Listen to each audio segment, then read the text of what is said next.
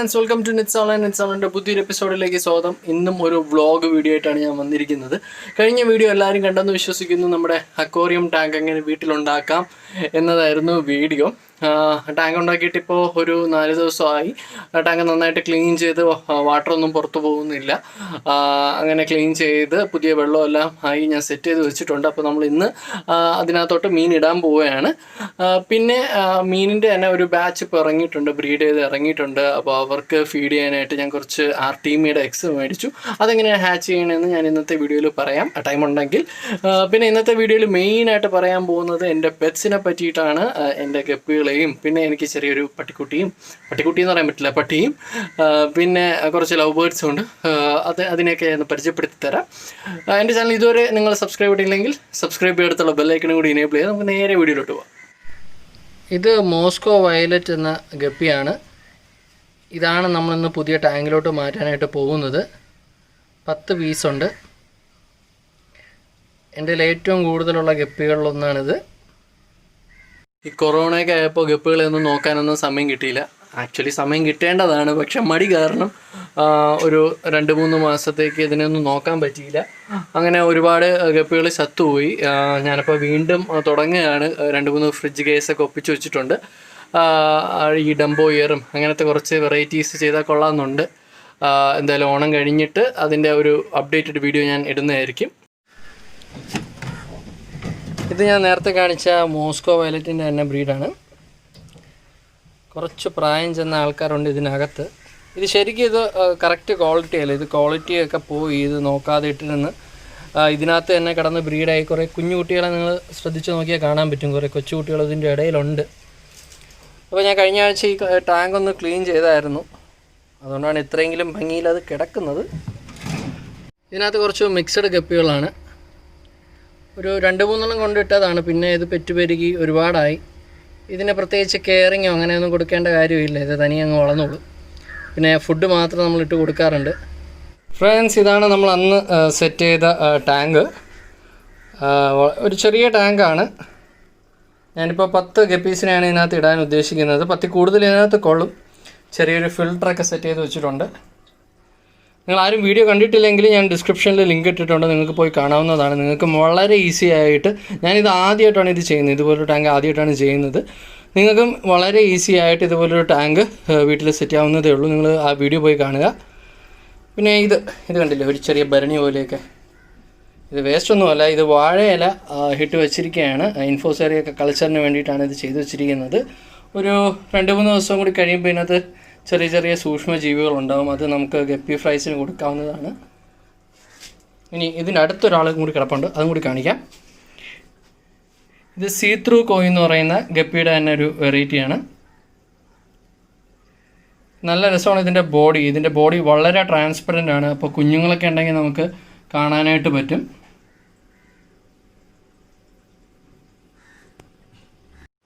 ഇതിനകത്ത് ടെക്സ്റ്റഡോ കോയാണുള്ളത്. കാണാൻ കുറച്ച് ബുദ്ധിമുട്ടായിരിക്കും. ഞാൻ ടോർച്ച് അടിച്ച് കാണിച്ചു തരാം. ഇതിൻ്റെ ഹെഡിലും ഇതിൻ്റെ ടെയിലിലും ഒരു റെഡ് കളറാണ് വരുന്നത്. ഇതിപ്പോൾ കുറച്ചേ ഉള്ളൂ. ഇതിപ്പോൾ ബ്രീഡായിട്ടുണ്ട്. ഇതിൽ ഞാൻ നേരത്തെ കാണിച്ച വയലറ്റിൻ്റെ തന്നെ ഫീമെയിലും മെയിലും ഉണ്ട്. ഒരു 2 മെയിലും കിടപ്പുണ്ട്, ബാക്കിയെല്ലാം ഫീമെയിലാണ്. ഇവിടെ വെട്ടം തീരെ കുറവാണ്. ഇത് നമ്മുടെ പുതിയ അതിഥികളാണ്.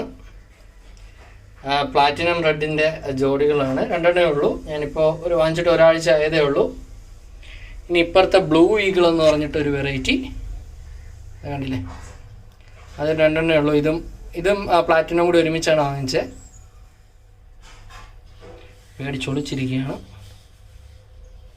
നമുക്കിനി പതുക്കെ മീൻ കുഞ്ഞുങ്ങളെ അതിനകത്തോട്ട് വിടാം.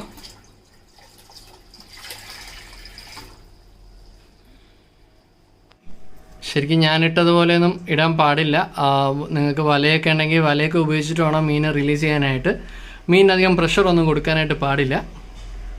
പക്ഷേ നമുക്കിവിടെ ചെറിയൊരു ഫാമല്ലേ, അതുകൊണ്ട് നമ്മൾ പല പല പരീക്ഷണങ്ങളിലൂടെയാണ് പോകുന്നത്.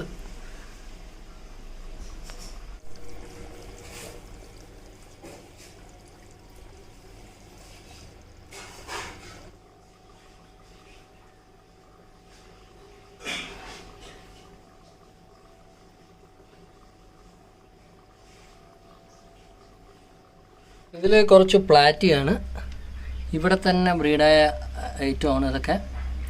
ഇതൊരു ഫ്രിഡ്ജ് കേസിലാണ് ഞാൻ ഇട്ടിരുന്നത്. ബട്ട് ഫ്രിഡ്ജ് കേസ് വൃത്തിയാക്കിയപ്പോൾ ഞാനിതൊരു ചെറിയ ബക്കറ്റിലോട്ട് മാറ്റി. ഇനി നാളെ ഇത് ഫ്രിഡ്ജ് കേസിലോട്ട് മാറ്റണം. അത്യാവശ്യം നല്ല വലിപ്പമുള്ള പ്ലാറ്റിയാണ്. ഇതാണ് ഞാൻ നേരത്തെ പറഞ്ഞ ബ്രീഡായ പുതിയ ബാച്ച്. മോസ്കോ വയലറ്റിൻ്റെ തന്നെ കുട്ടികളാണ്. ഒരു 19 കുട്ടികളോളം വരും. ഇതിനോടൊക്കെ ഞാൻ ആർട്ടിമിയ എഗ്ഗൊക്കെ മേടിച്ച് വെച്ചിട്ടുണ്ട്. അതെങ്ങനെയാണ് ഹാച്ച് ചെയ്യുന്നതെന്ന് നിങ്ങൾക്ക് കാണിച്ചു തരാം. ഇതാണ് എൻ്റെ ആർട്ടീമിയ ഹാച്ചിങ് മെഷീൻ. കണ്ടില്ലേ, വളരെ സിമ്പിളാണ്. ഞാൻ തന്നെ ഉണ്ടാക്കിയ ഒരു സിസ്റ്റമാണ്. ഒരു കുപ്പി എടുത്തു, കുപ്പിയുടെ കീഴ്ഭാഗം മുറിച്ച് കളഞ്ഞു.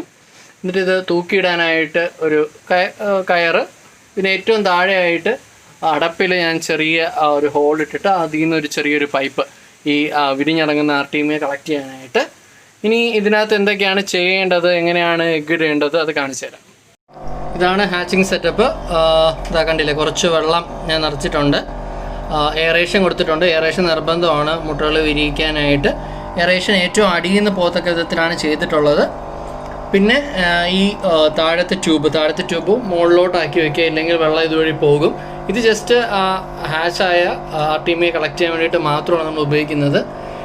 ഇനി ഇതിനകത്ത് കുറച്ച് ഉപ്പിട്ട് കൊടുക്കണം. ഉപ്പെന്ന് പറയുമ്പോൾ കല്ലുപ്പാണ് നമുക്ക് ഉപയോഗിക്കേണ്ടത്. കല്ലുപ്പിട്ട് കഴിഞ്ഞതിന് ശേഷം നമുക്ക് എഗ്സ് ഇതിനകത്ത് ഇടാവുന്നതാണ്. ഇതാണ് ആർട്ടിമിയുടെ എഗ്സ്. കണ്ടില്ലേ, വളരെ ചെറിയ എഗ്ഗുകളാണ്.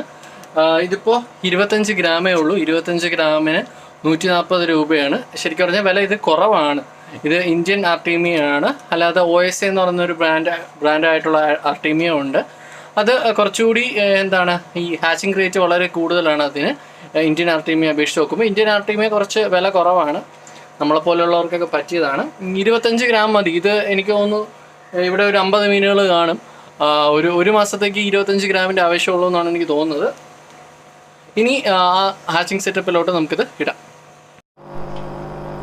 ഒരുപാട് ഇടരുത്, കുറച്ചിട്ടാൽ മതി. ഇത് കണ്ടില്ലേ, ഇത്രയും ഇട്ടാൽ മതി.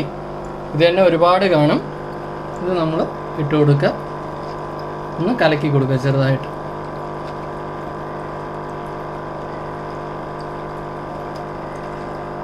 ഇരുപത്തിനാല് മണിക്കൂർ കഴിയുമ്പോൾ ഈ ആർട്ടീമിയ ഹാച്ചായി തുടങ്ങും. ഈ എഗ്സ് എല്ലാം ഹാച്ചായി തുടങ്ങും.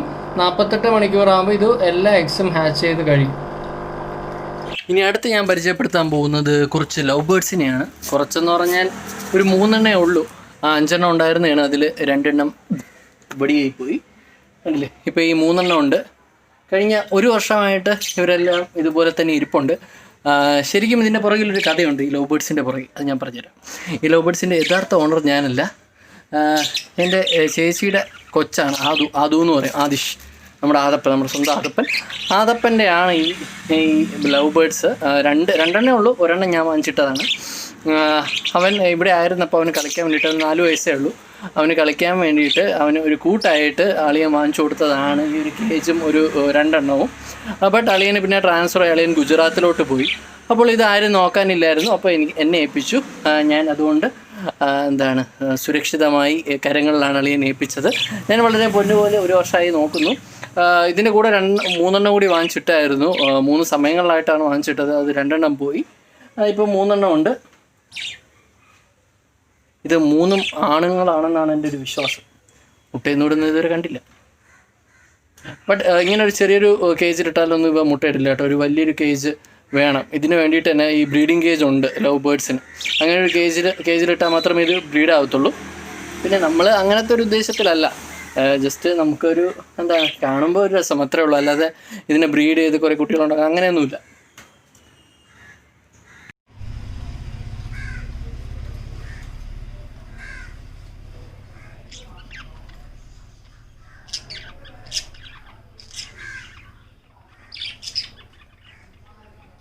ഇനി അടുത്ത ആളെ ഞാൻ പരിചയപ്പെടുത്തി തരാം.